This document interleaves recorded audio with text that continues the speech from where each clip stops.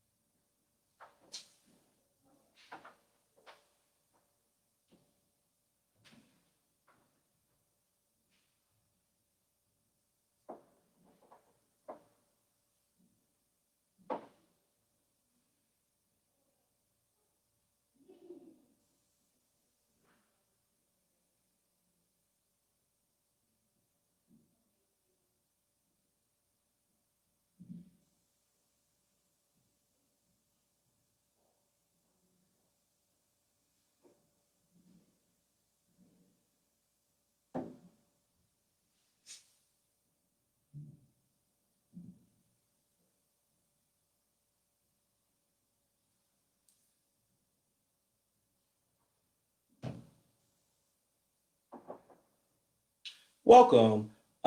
This is the We Do Fair Chance Hiring Legal Workshop. Today we'll be discussing the legal rights of job seekers who have criminal records today. My name is Jarrell Mitchell, and I'm a staff attorney with Neighborhood Legal Services of Los Angeles County, which is a nonprofit legal aid organization that serves low income and homeless individuals living in Los Angeles County. I'm an attorney with the Reentry Clean Slate Initiatives team, which means that I assist individuals with issues related to having a criminal record, including things like criminal record clearing, issues related to employment, like individuals who are experiencing issues with being denied employment because of their criminal record, or being denied a professional license as a result of having a criminal record. We also assist with clearing old traffic tickets and traffic debt and issues related to accessing housing as a person who has criminal records and being denied housing as a result of having criminal records. Neighborhood Legal Services, like I said, is a nonprofit law firm. We serve individuals in a number of legal areas, including housing, family law, immigration, health law, public benefits, and we also operate various self help centers at the courthouses in LA County. So let's get started today. First thing, if you have any questions during this presentation, I will not be able to answer them during this presentation, but that being said, this is my contact information. So you can reach me by phone and by email, and I've listed that information right here. You can also contact us at our reentry clinic email, which is our general email for taking in information and question related to having a criminal record. You can also call our toll-free hotline, which is available Monday through Friday, with the exception of Wednesday, and it's available from 9 to 1 p.m. So 9 a.m., excuse me, until 1 p.m. each day, with the exception of Wednesday. So I'm going to leave this up on the screen for a bit, just so folks can have the opportunity to write down that information. I also will be putting up this information at the end of the presentation. So if you miss it, don't worry, I'll have it up later.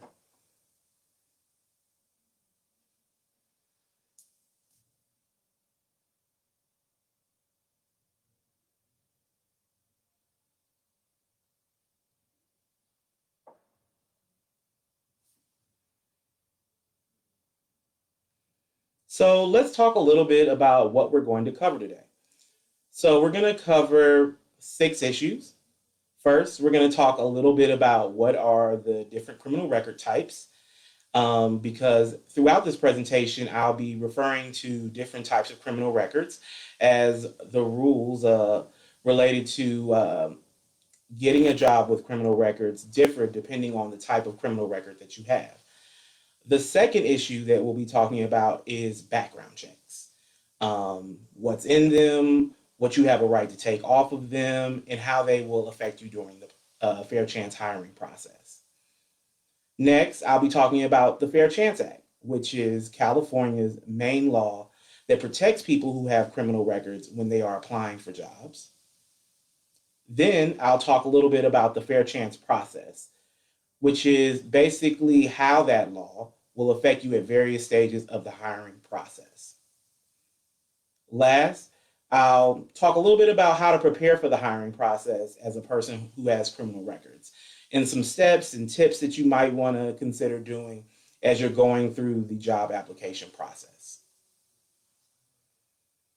So let's get started with criminal record types. So there are two types of criminal records. There are conviction records, and then there are non-conviction records. Conviction records are criminal records that are the result of being convicted by a criminal court after a plea or a trial. So this is what we commonly think of when we think about a person who has a criminal record. It's typically a person who has gotten convicted in a criminal court of a crime. There are three essential levels of crime in California. So a conviction record can be for a felony, it can be for a misdemeanor, or it can be for an infraction. A felony is the most serious level of crime. That's followed by a misdemeanor, and then an infraction is the lowest level of crime in California. In addition to conviction records, what we'll be talking a little bit about today are also non-conviction records. So these are criminal records that are not related to a person's conviction as an adult. These records typically include things like arrest records, so criminal records that are related to you being arrested. It can also include juvenile records, which are records related to records that a person may have picked up while they were a minor. So it can include arrest records. It could include records of your adjudication in the juvenile delinquency court.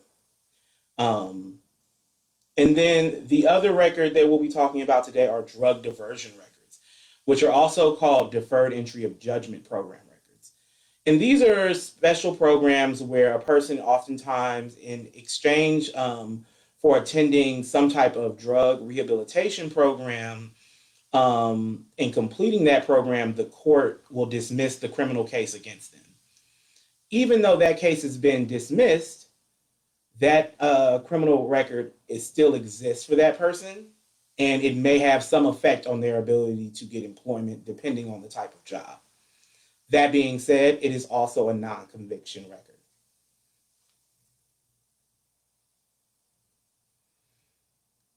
So next, we're going to talk about background checks.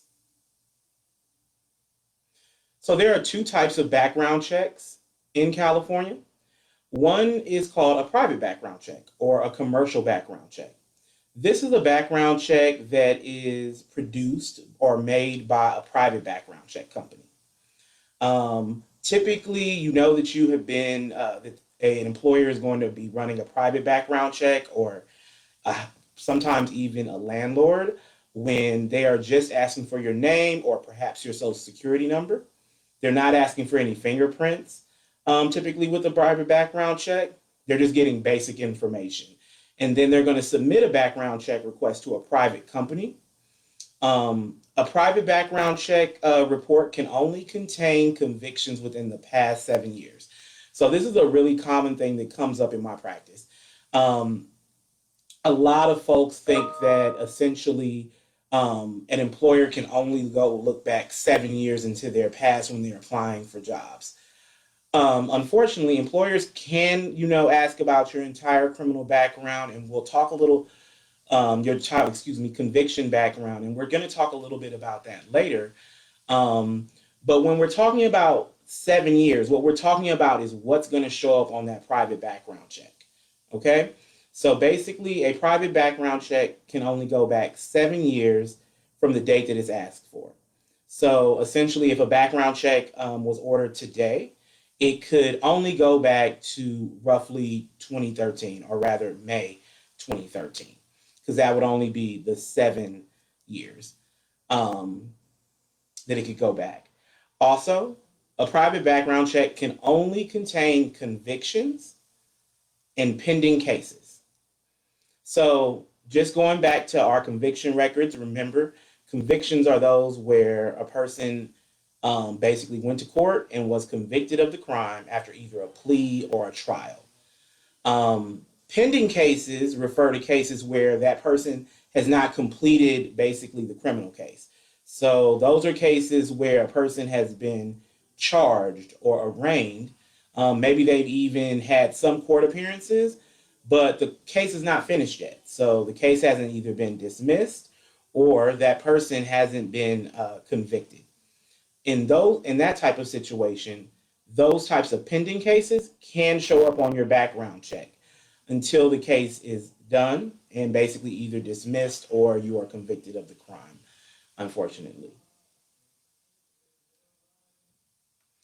So now that we know what a private background check can contain, let's talk about what can't be on a private background check. So, like I said before, a private background check can only contain convictions within the past 7 years. So, if your conviction is over 7 years old, then it can't no longer appear on that background check. Also, if you were just arrested for a crime, and even if the case went to a court and you weren't convicted of that crime, those arrest records that did not result in conviction can also not show up on your private background check. Also, diversion programs records also cannot show up on your background check. Juvenile records are also another type of non-conviction record that can't show up on your background check. And finally, if you get any type of criminal record expunged, sealed, vacated, or dismissed, basically if the court has taken some type of action to basically seal, erase, or destroy the record or expunge it, that also cannot show up on your private background check. That being said, as an attorney who practices in this area, I see errors on background checks all the time. So even though, say for instance, a background check can legally only go back 7 years, sometimes mistakes happen, and that private background check company will report a conviction that's older than 7 years old or an arrest that didn't result in conviction. The great thing is, however, is that you have a right to ask that background check company to remove basically any type of criminal record that legally cannot appear on that private background check. Okay?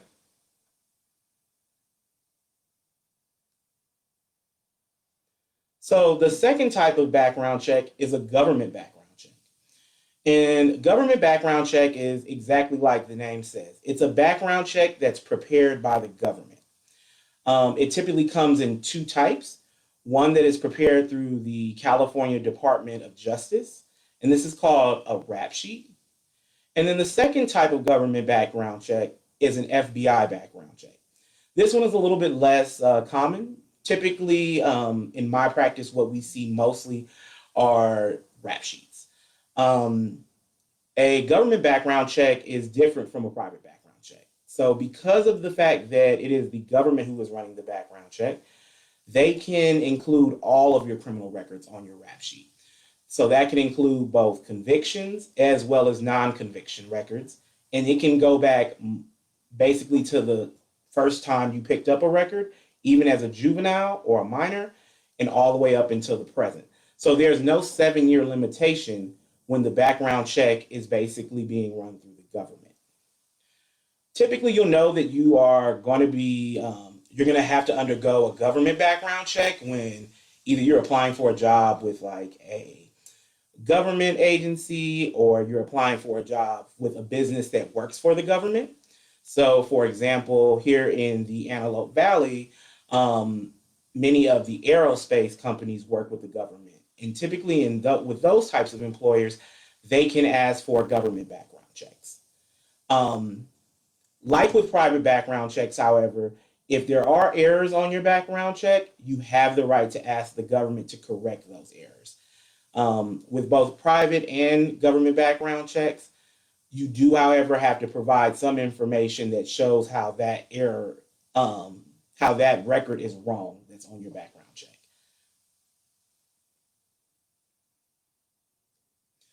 So now that we've talked about background checks and just what the different types of criminal records are, what I'm going to turn to now is talking more about the California Fair Chance Act and what that fair chance hiring process looks like in California. So let's start with the California Fair Chance Act. The California Fair Chance Act was passed to give people who have criminal records a fair chance to apply for jobs. It basically came out of a movement of individuals who had criminal records and their allies who wanted to address the problem of folks who were coming out of our criminal justice system and who were experiencing lots of discrimination because they had a criminal record. It didn't matter whether it was a conviction or an arrest. It was just that many people were facing discrimination as a result of their criminal records, and they weren't even being given an opportunity to really get their foot in the door, to apply for jobs and even to get jobs. So with that problem in mind, the government decided in 2017, recently, to change the law. So basically, under the Fair Chance Act, an employer cannot ask about your conviction history on the job application or even consider any of your criminal record history before a job offer is made. So basically what that means practically is that job applications can no longer ask you, have you ever been convicted of a felony? Do you have criminal records? An employer cannot ask those types of questions until they have given you a job offer. And sometimes what that job offer is called is a conditional job offer. This law covers both public and private employers. So it covers your employers like retail or restaurants, but it also covers public employers like the government. There are some exceptions to the California Fair Chance Act. The two biggest categories of employers that are not covered by this law are law enforcement employers. So that's going to be your police departments, sheriff departments, probation departments, because those are law enforcement employers. And then also employers that are required under the law to ask about your criminal record before you are given a job offer. And those are typically going to be employers that work with what we call vulnerable populations. Vulnerable populations are basically groups of people that the law sees as possibly could become victimized. It typically includes children, elderly individuals, and disabled persons. So employers that work with those groups oftentimes have a right to basically ask to run a background check before they give you a job offer, so that basically that employer can fulfill its duty to protect those vulnerable groups. So let's talk a little bit about what your rights are before you apply for jobs. So like I said earlier, the California Fair Chance Act says that applications may no longer ask you to tell the employer about the criminal records. So they literally take off the box off of the application. The box that says, do you check here if you have criminal records, or check here if you have a felony. Basically, job applications can no longer ask those types of questions. Also, human resources staff can also not ask you questions about your criminal records.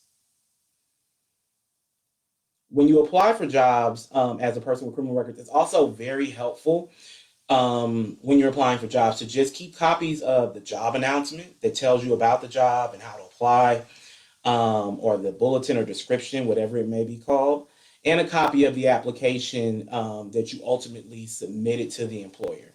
And the reason why I say this is because if problems do come up later on in the process, like say for instance, the employer wants to either take back your job offer because of your criminal records, or even if the application is still asking about your criminal records, it's good to keep that for your records if you need to speak with an attorney about what your rights are in the situation and how you can best protect yourself. So let's talk a little bit about the interview and conditional offers. Um, so during an interview cannot ask you questions about your criminal records before you're given a job offer. So you can't be asked questions like, have you ever been convicted of a crime? Have you ever been convicted of a felony? Or do you have any criminal records? A big issue that has come up in the past as we're transitioning to this new time when individuals who have criminal records are given more rights during the hiring process is some employers who either don't know about the law or may not necessarily be following the law may still ask you questions about your criminal records. Um, and so if you are asked one of those illegal questions that I just described, um, basically you have a right to say that you don't have to disclose that information until you're given a conditional offer first. Um, Now that might be a little bit strong, but it is your right. There are some other ways that you can respond. Like, for example, you can explain to the employer that if you want to, you can basically explain to the employer that if you would like to basically that if, excuse me, I'm so sorry. That if, say, for instance, they were to hire you, you would have no problem with basically submitting to a background check, or you can explain that there's nothing in your record that may prevent you from doing the job well. What you're not allowed to do, however, unfortunately, that you're not able to do is if you do have a criminal record, you cannot tell the employer that you don't have criminal records. The Fair Chance Act does not allow you to do that. Another big issue to watch out for is with interviewers and HR staff who may tell you things like you need to disclose your records to continue in the process of applying for the job. The same rules apply. Until you are given that job offer, that employer cannot legally ask you to submit to a background check or tell you about their criminal records if they're covered by the Fair Chance Law. Okay? If you are offered a job, make sure to get that offer in writing. That's very important because a lot of your rights under this law are tied to when you get when you receive that job offer, as well as the rights of the employer to ask you about your criminal record. So I see I jumped ahead a little bit. Please excuse me. This next slide just discusses basically what your rights are if you get asked about your criminal records before you get a job offer from the employer.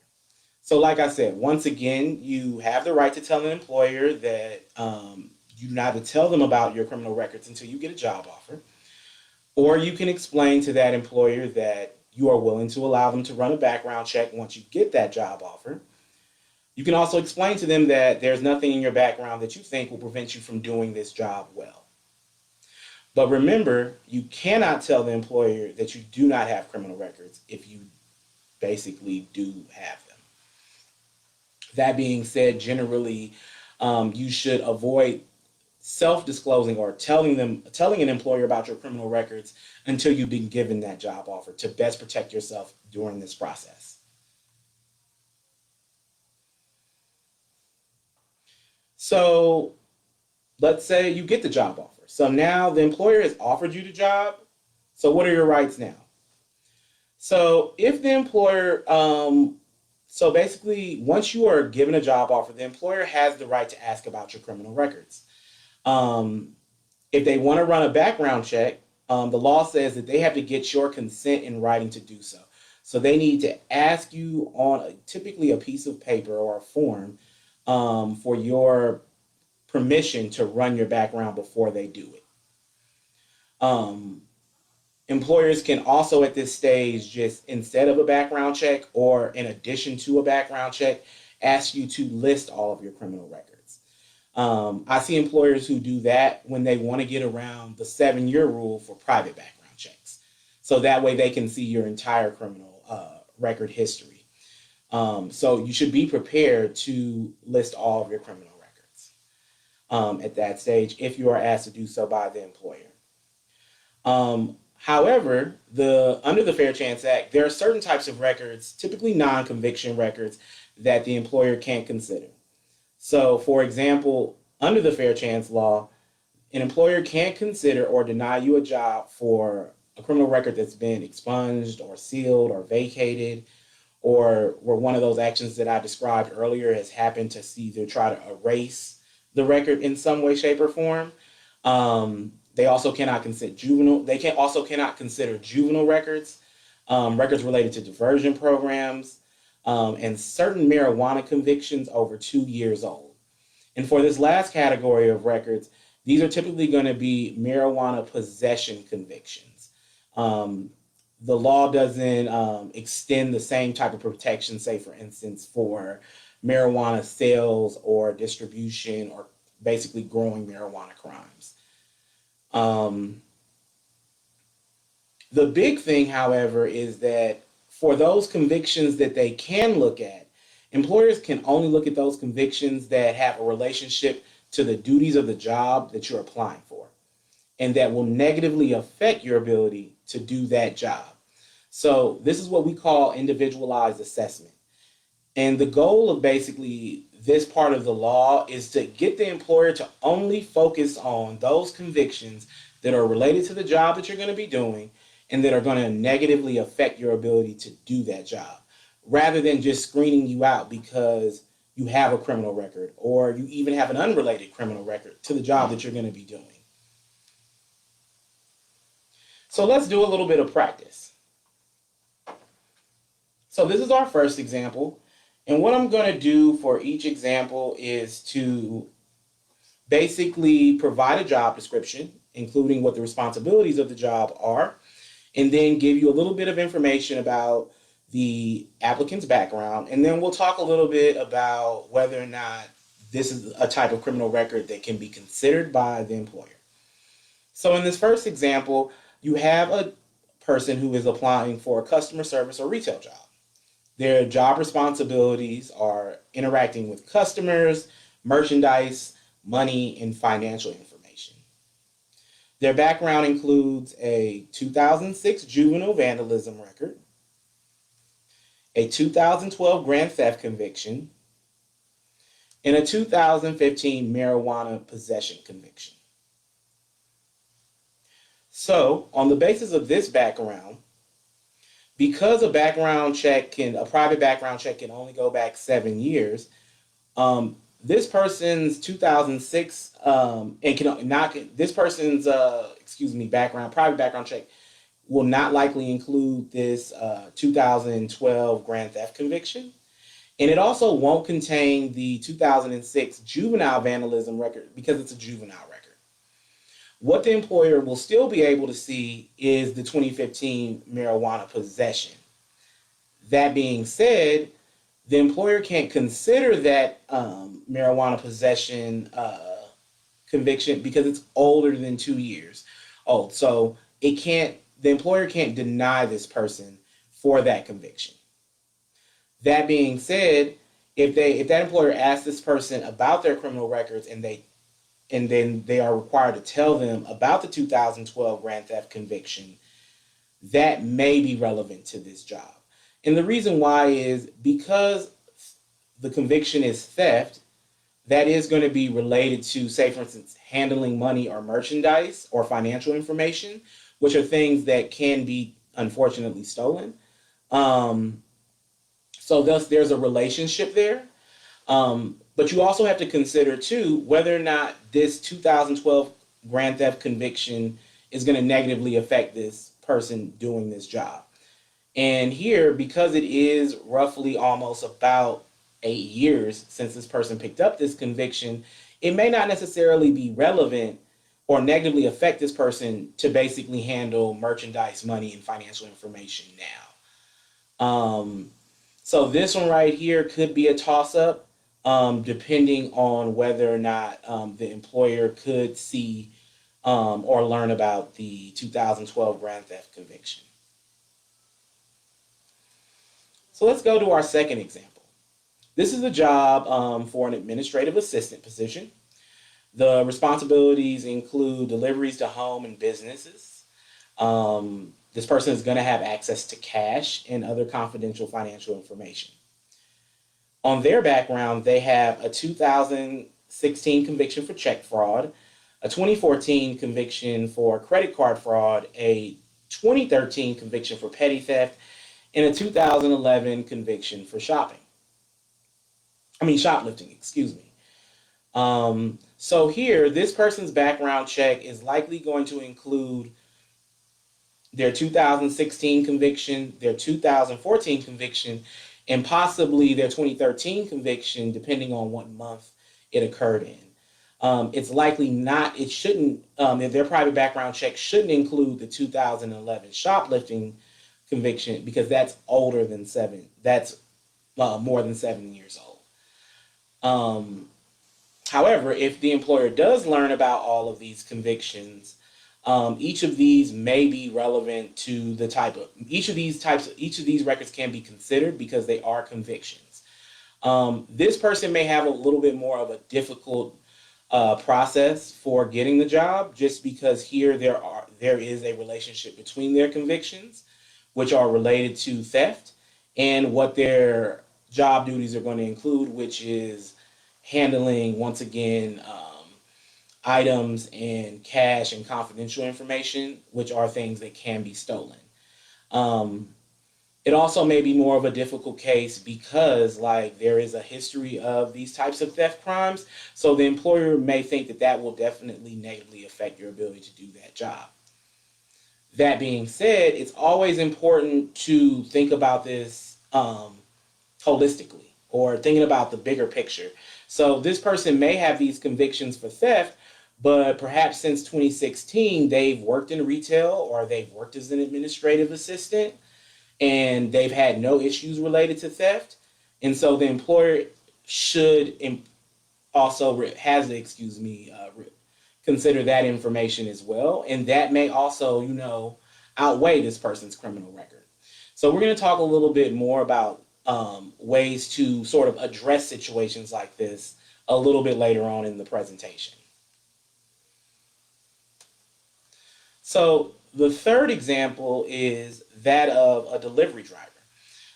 This job requires a commercial driver's license, a clean driving record for at least 5 years, and the responsibilities are going to include deliveries to homes and businesses, possible access to cash, and confidential financial information. This person's background check includes a 1997 DUI conviction, 3 convictions in 1996 for reckless driving, simple assault, and criminal threats, and then a 1994 conviction for shoplifting.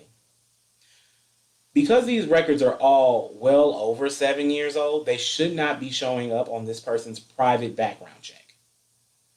That being said, if the employer does learn about these convictions, either by asking the applicant directly, typically by asking the applicant directly after they've been given a job offer, it would be much more difficult for the employer to deny a person for these convictions because they are relatively old.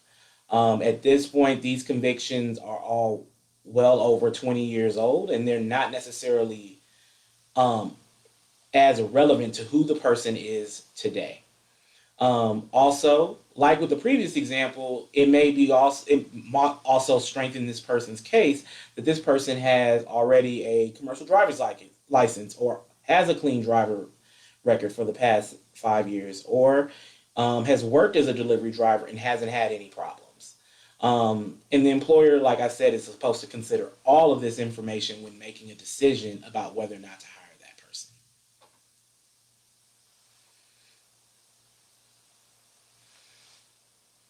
So let's talk about what happens if the employer wants to take back your job offer. And this stage of the hiring process is called the preliminary revocation of offer. It's called a preliminary revocation because even though the employer wants to take back your job offer because of your criminal records, they still need to follow certain steps before they can make that final decision. So those steps include, first, they have to tell you that they want to take back your job offer because of your criminal record. And they have to tell you what conviction is the issue. They have to do this in writing. So that might be a letter or an email. What they can't do is just call you and tell you this information. Additionally, they have to tell you about your right to basically, what we say, dispute the accuracy of the background check. So you have the right, like I said earlier, if that background check has errors, once the employer provides you with a copy of that background check, you have the right to provide that employer with evidence that there are errors on that background check. They also have to tell you that you have 5 business days to respond to that employer's that employer's either letter or email telling you that they want to take back the job offer. Okay. So like I said earlier, the employer also has to send you a copy of the background check that it used to deny that it used in making the decision to want to take back your job offer. They also have to let you know that you have the right to the right to basically explain to the employer why it should still hire you, even though you have criminal records, and to submit evidence to support why it should still hire you. Oftentimes, this evidence can be evidence that either explains how you've improved yourself since your last conviction, and this is called rehabilitation evidence, or it can be evidence that shows that you were going through a particular issue in your life when you picked up that conviction.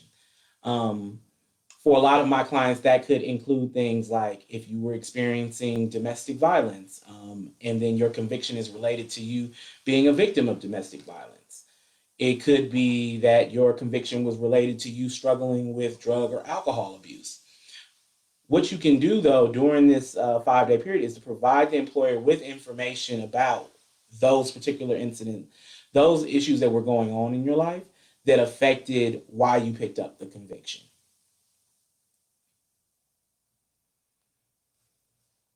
So if you do receive a letter or an email or some other writing from the employer that says they want to take back your job offer because of your criminal records, you should consider doing the following things.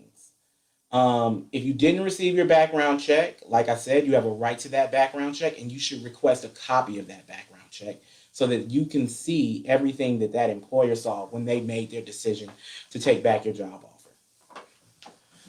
Next thing that you should do is review that background check and see if there are any errors or mistakes on your background check, and then you should let the employer know that there are errors on the background check. You should also be prepared to explain basically the facts surrounding your conviction and why basically the employer should still hire you.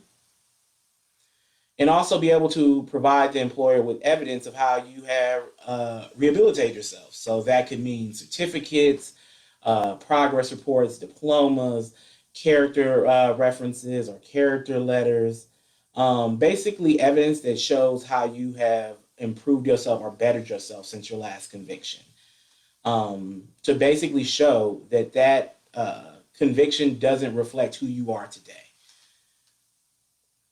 When you are responding to basically a notice from the employer that says that they want to take back your job offer, you should do everything in writing, and keep a copy of whatever you submit to the employer.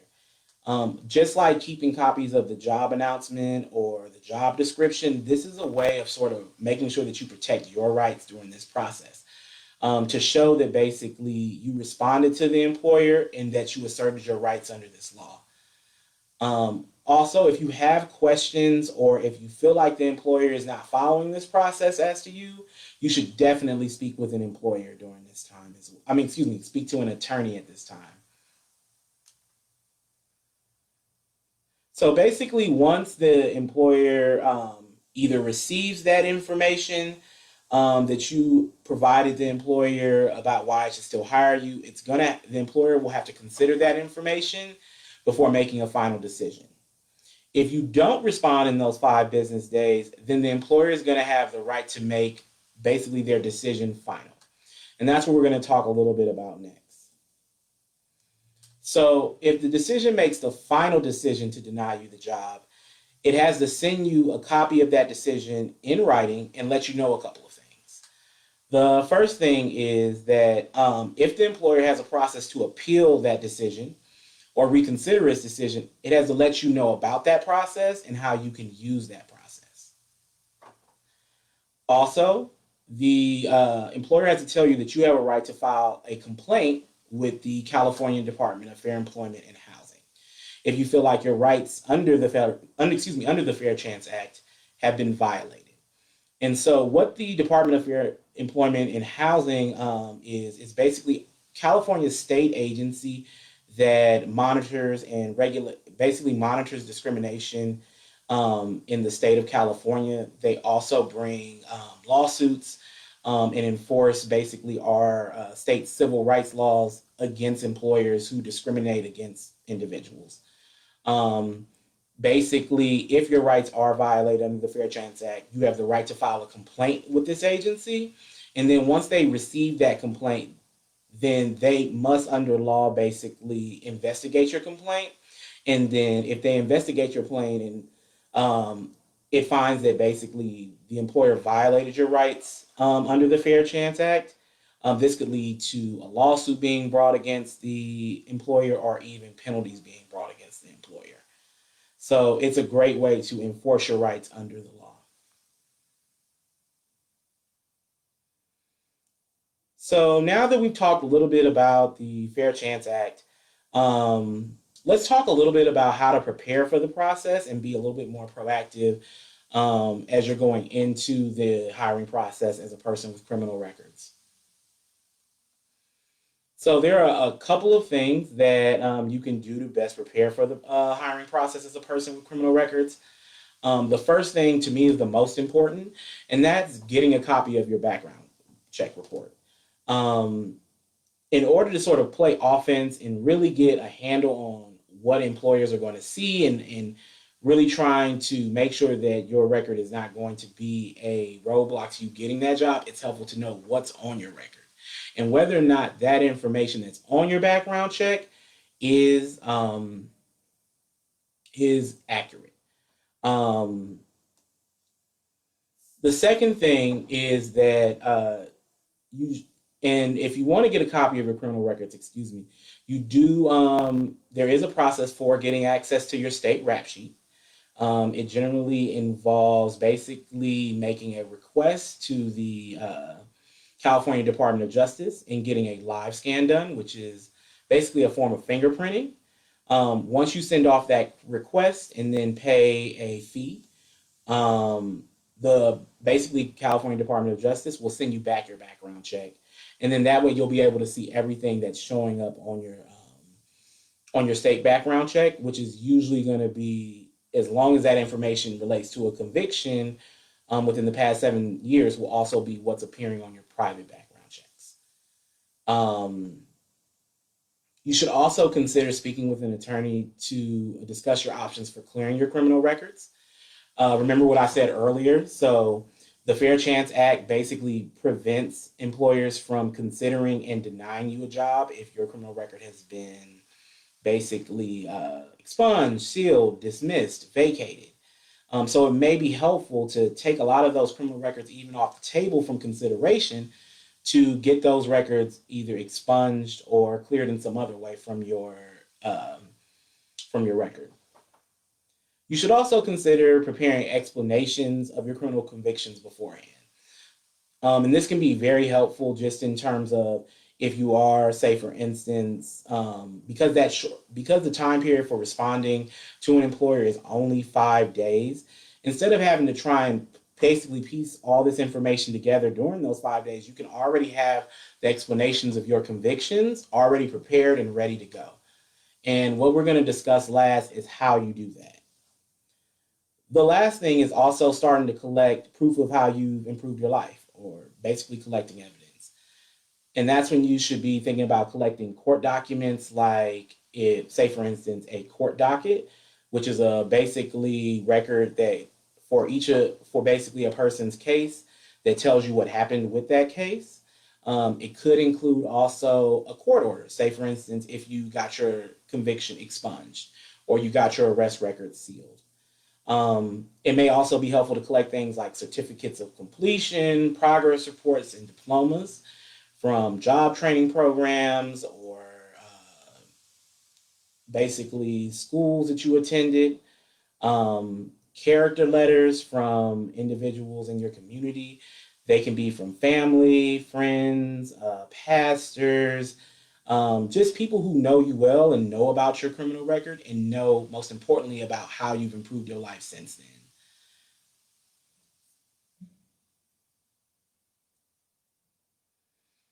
So the last thing I want to cover today is basically how to explain your convictions. Like I said earlier, one of the things that you can do to better prepare for the hiring process is to already have descriptions of your convictions already prepared and ready to go. So that if, say, for instance, the employer wants to take back your job offer, you already have these ready to go as part of your packet to send back to them to say, this is why you should still hire me. And so I came up with an acronym to describe, like, a little basically short way to remember what you should do when you need to explain your convictions. The first thing is F. It's called free. So F stands for focus on the facts and keep it short. I think that a lot of times what I see with clients is that they want to provide you with all the details of what happened in the case. And I think that what's most important is to focus on the relevant facts and then really keep it short. Remember, these employers really have only a limited amount of time to read through the information that you are providing to them. So keeping it short and focusing on the facts will make sure that you're not basically including things that may not necessarily help you, and also make sure that the employer actually reads through it all and understands what happens. The R stands for responsibility or remorse for your actions. Basically, like the courts, a lot of employers want to see that you thought about your criminal conviction and that you express some type of remorse or take some type of responsibility for your actions. So if you're comfortable with doing that, it may be helpful to include in your short descriptions of your convictions that you take responsibility for your actions or you have remorse for what happened in your case. The next letter is E. So the first E stands for explain that you have completed your sentence on your case. That's another way of showing how you've improved your life since your conviction, because it shows that you've taken the steps to try and follow the court's orders. So if you completed probation, you paid all your fines and fees, you completed the classes that the court ordered you to complete, you should discuss that in your short description and let basically the employer know that you took those steps, and that you are actively still trying to improve your life. The last E stands for emphasize that you are no longer the same person you were at the time of your convictions and that you're focused on moving forward with your life. This is particularly important for individuals who maybe picked up their convictions when they were younger. We are more than basically our convictions, and so it's very important to emphasize to that employer that that prior conviction doesn't define who you are today, and that you are now a different person who is focused on being the best person that they can be. So let's walk through an example. So in this scenario, I'm going to walk you through an example basically of what happened in a case. And then I'm going to show you how we can basically make that into a short summary of the conviction that this person can basically give to the employer to describe what happened in the case. So here we go. In 2006, Patty Person went into a store and shoplifted $100 worth of clothes. While attempting to leave the store, she bumped into an elderly woman who fell over and hurt her hip. Patty was caught after a store security guard stopped her while trying to leave the store.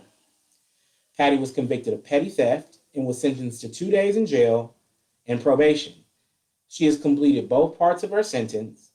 Patty takes responsibility for her actions in the case. So this is a lot of details. Some of them are going to be very important, while others are not necessarily important, and they may not necessarily help Patty in this situation. So let's look a little bit. Let's look at the example of how you can make a summary out of this. So you can make a summary out of this by basically explaining that I shoplifted $100 worth of clothes from a store.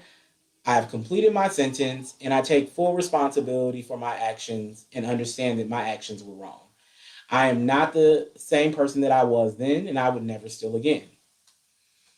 So this is a really good example of a statement that you could submit to an employer for a number of reasons. First, it just gets to the point about what happened in the case. So Patty was convicted of shoplifting.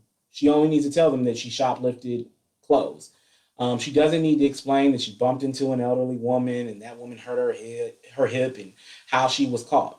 All that information is just, for the most part, a distraction, and maybe perhaps even for the elderly woman, it might give the employer a negative impression of who Patty is.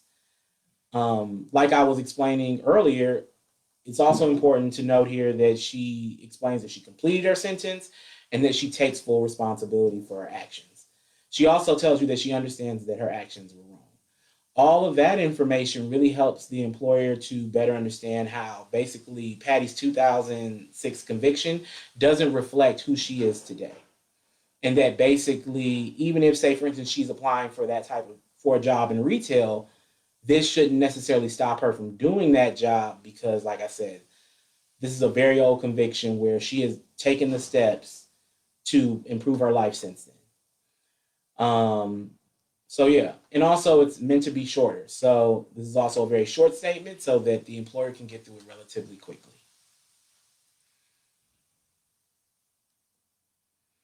So that's all for today's presentation. Once again, if you have questions, you can feel free to reach out to me.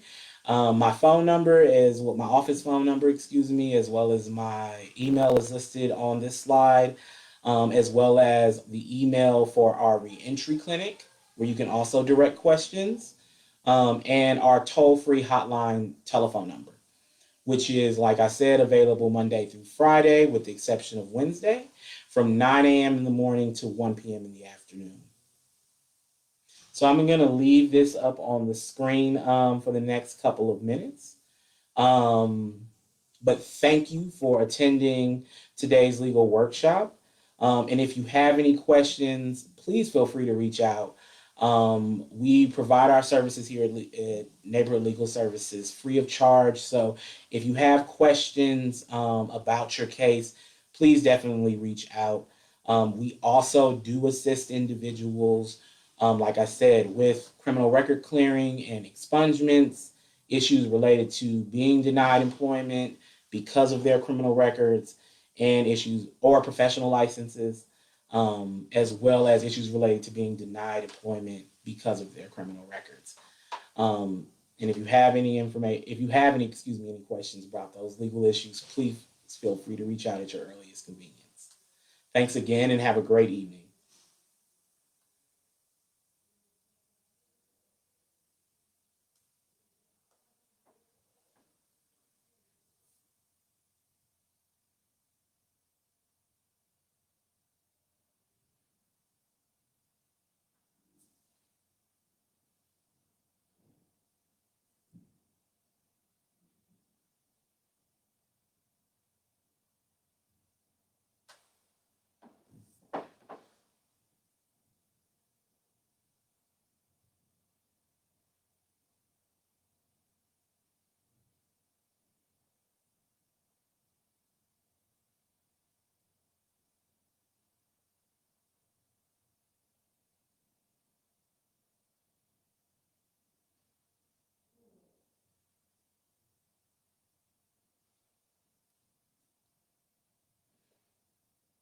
All right, everybody. Thanks again for coming out tonight and have a great evening.